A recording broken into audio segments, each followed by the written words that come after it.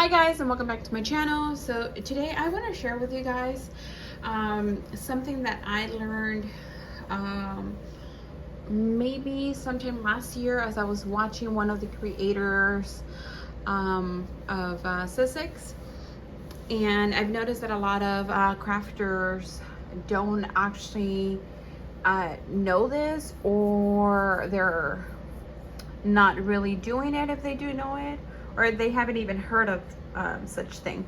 So today I'm going to be talking about embossing and using these embossing folders. Recently I have been purchasing a lot of these embossing folders. I have learned to really like this whole process, and the reason for it is because I actually didn't know how to use these well, or I didn't like the way they would press on the paper, and the embossing wouldn't look right, or it will cut through my paper. And it wasn't until, I think her name is Alexis, I watched this video that Tim Holtz had referred to, and sure enough I went ahead and tried it, and ever since I have really enjoyed using these embossing folders. So I have quite a few collections, but I did want to share with you guys the process that or the things that I do to get a good embossed. And please excuse my nails, you guys already know I'm a property manager, so there's always things to do here, and my nails are always chipped, so I really don't have time to do my nails unless I go to the nail shop, which I haven't even, I think I canceled my appointments a few times already. Anyways, okay, so I wanted to show you quite a few papers or samples that I made earlier, and I'll go ahead and show you guys the process of it. So here's one, and I want you guys to look at this paper. You guys could see the detail, right? This is not a 3D embossing folder. This is just a regular embossing folder. It's not a 3D. 3D is even more detailed, but look how pretty that is. You could see the arc right there. You could see the clouds. You could see, you could feel everything, right? So this is how I this is one of the papers. This is a second paper, and this is not using the method that I do. This is just doing regular press on or embossing, and as you can see, it's flat right here, and it's not like this heart right here. It's not pressed or embossed all the way. See this heart, the heart right here as well, and it's not as lifted, right? So this one right here is embossing. This is another embossing folder. I believe this is Laura by Laura, and as you can see, it's pretty flat. There's not a lot of dimension here. And then this one right here, it's not as embossed just because the folder itself is not that much, but you could tell on the other side, and you could definitely feel on the other side. This is using the method that I like to use. If you put it side by side, you could still tell the difference. You guys see that? Look at these, just look at these two rows right here. It's the same paper. You see how flat that is right here? And then look at this one right here. You could tell the difference, right? Okay, so what I like to do, and this is on any type of paper, but we normally tend to craft on anything that's more than 80 pounds. I tend to craft on the 110 paper or specialty paper. And what I like, or what I learned to do, was to break the fibers in the paper, and that is by using one of these this stress sprayer, and you literally soaked the paper and front and back. I mean, obviously you don't want the paper tearing or anything. All you want to do is give it a good spray, maybe 2 to 3 sprays, and then flip it, do the same thing, and insert it right away into your embossing folder. And then I like to run it up to 3 times. That way I make sure that it's pressing on really good and it's getting through those fibers, and you could get every detail on it. Again, this one I just ran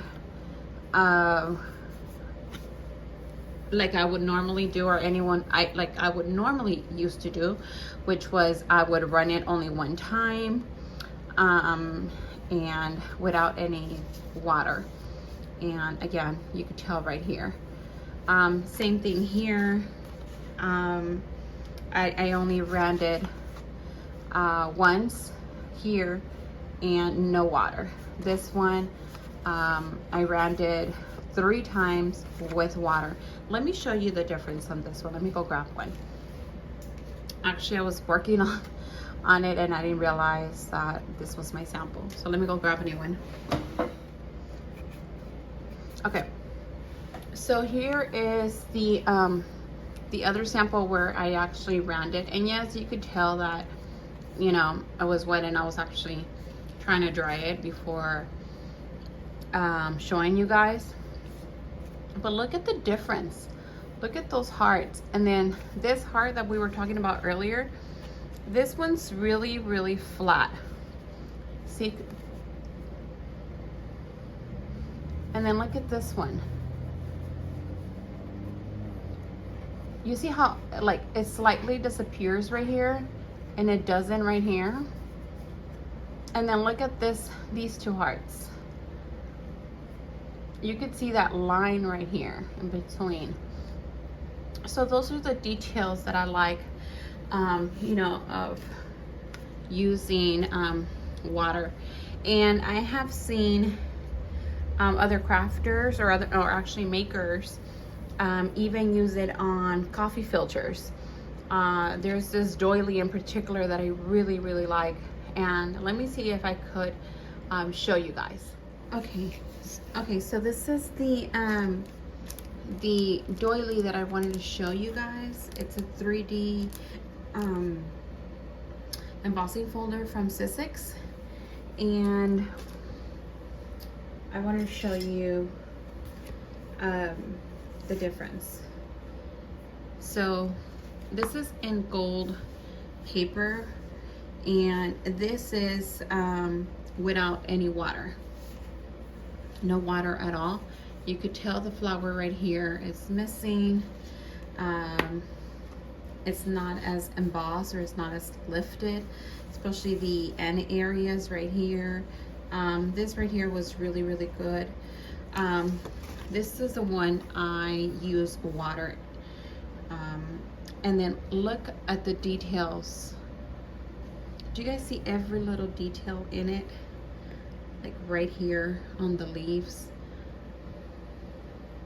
You see how it captures? Look at the difference between this flower and this flower. Okay? Look at the details and look how lifted that is. You see that? Okay, this is without no water.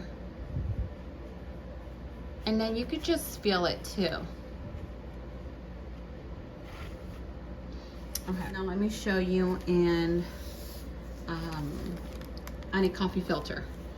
This one right here is without any water. And that's the back. Again.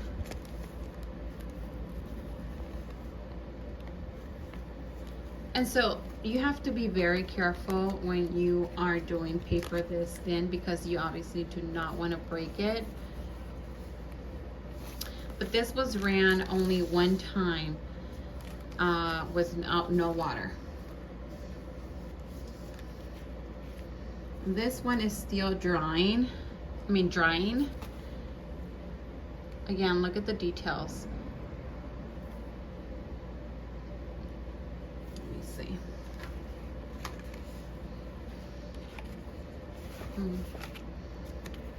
Oh, and then look at the back. Wet, dry.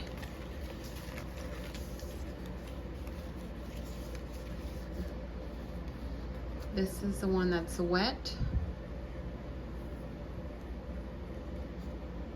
And this was ran 4 times. It did not cut through.